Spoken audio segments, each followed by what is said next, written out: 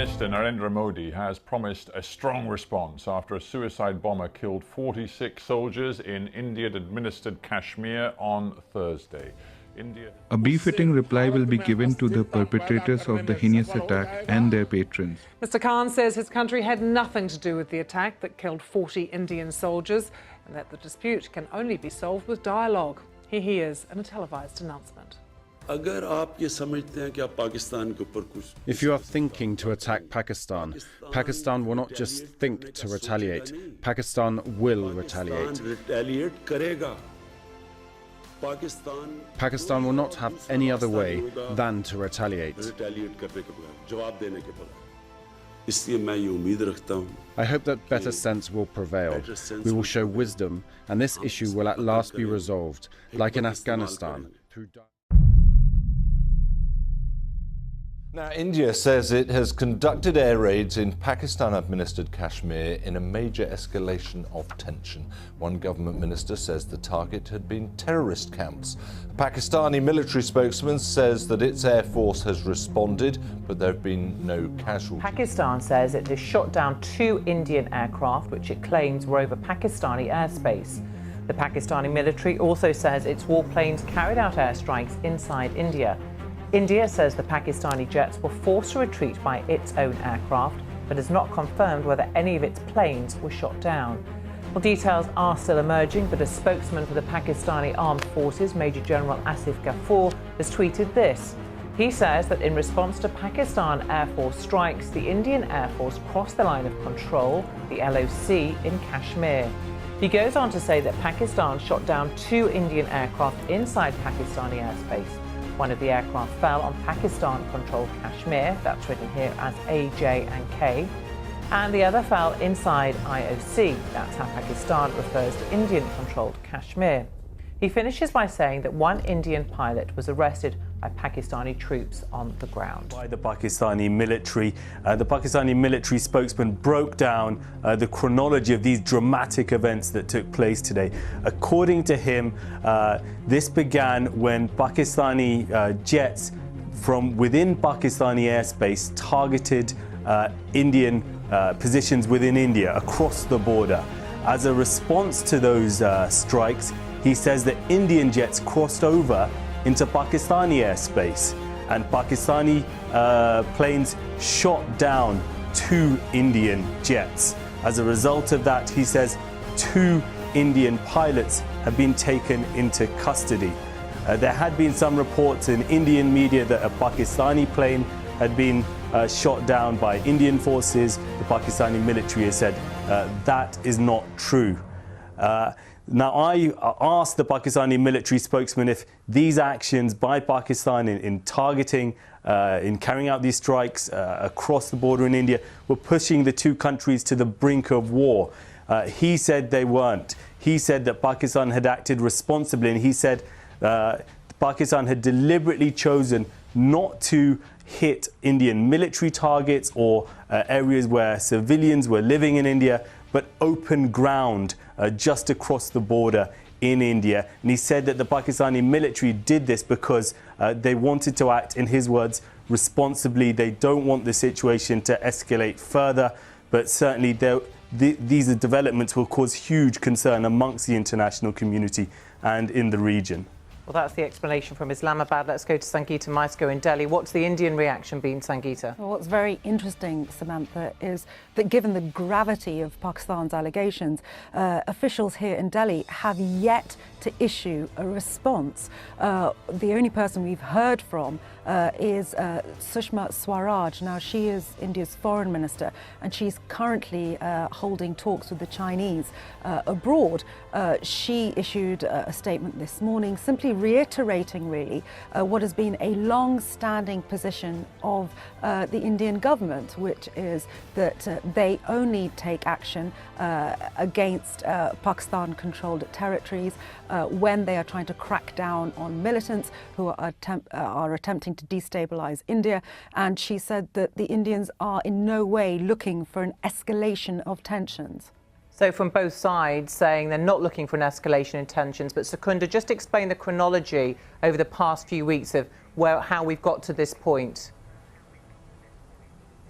That's right. This all began around 2 weeks ago when a militant group carried out a suicide bombing in Indian-administered Kashmir. Now, the militant group that claimed responsibility for this has a base in Pakistan and has, according to a number of observers, in the past at least, had strong links to the Pakistani intelligence services. That led Indian authorities to blame not just this Pakistani militant group, but effectively the Pakistani state for being involved in this attack, which led to the death of around 40 Indian troops.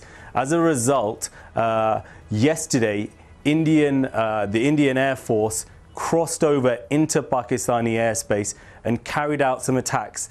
They said they targeted a base of this militant group. They said they killed a number of militants. Eyewitnesses on the ground and the Pakistani military seem to deny that. They say that actually just a few civilian houses were damaged, one person was injured, and there was nothing quite as dramatic as what India was claiming. This response from Pakistan that we've seen today is really the latest in this sequence of unfolding events of this conflict between these two countries. Sangeeta, how serious an escalation do you think events of the past few hours really are for the two countries now? Well, just to set this in some sort of context, India's incursion into Pakistani airspace was the first of its kind since 1971, which just shows the kind of serious consideration that the Indian authorities have been giving their response to that terror atrocity that Secunda was just referring to there. This incursion of airspace is something that is really very unusual. What you usually see is along the line of control, which is effectively the de facto border now in Kashmir between India and Pakistan, military exchanges between the two.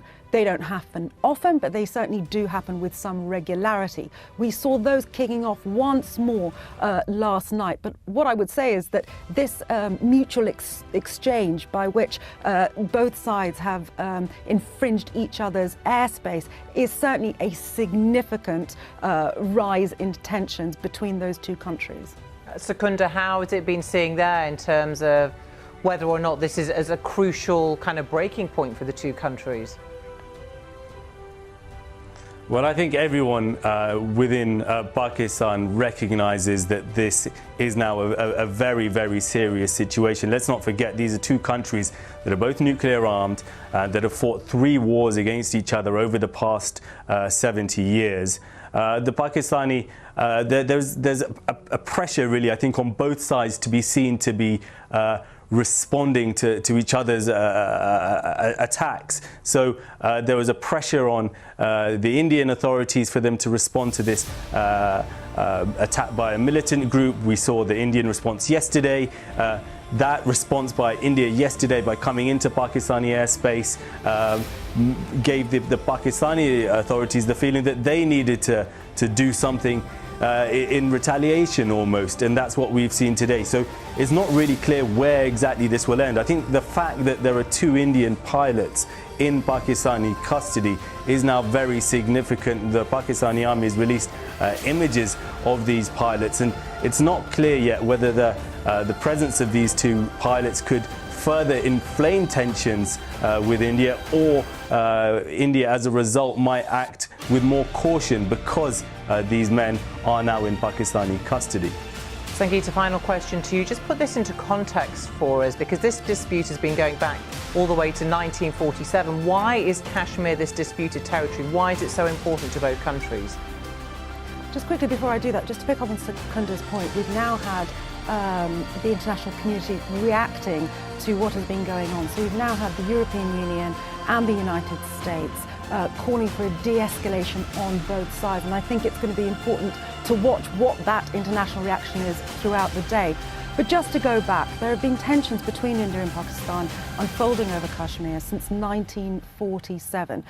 When the British divided the subcontinent into India and Pakistan, Kashmir was taken into the sovereign territory of India. At that point, it was a Muslim majority state, as it is now, but with a Hindu king. This made it typical of only 2 states in the newly formed India. Ever since that has happened, Pakistan has disputed that the population there wants to be Indian. They have consistently claimed that they would rather have joined Pakistan.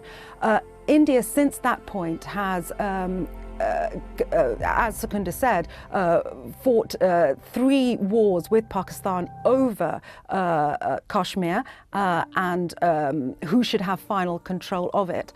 In the 1990s, the United Nations intervened and formed what's called the Line of Control. And what it did, in effect, was split Kashmir into 2, give the Pakistanis half of it to administer, that's the northern part, and then the southern part was given to India to administer.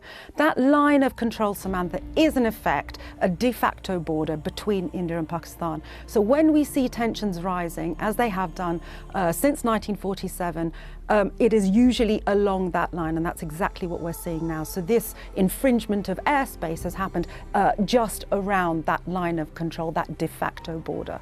OK, Sangeeta Maiska in Delhi and Secunda Kamani in Islamabad for now. Both head over to the border between India and Pakistan, this disputed border, should I say, of Kashmir.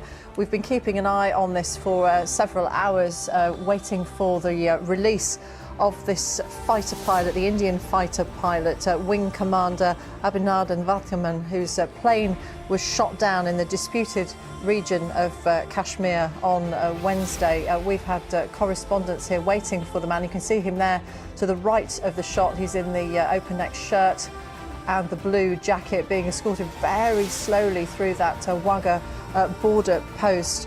Pakistan's Prime Minister Imran Khan had said that the pilot would be released as a peace gesture today.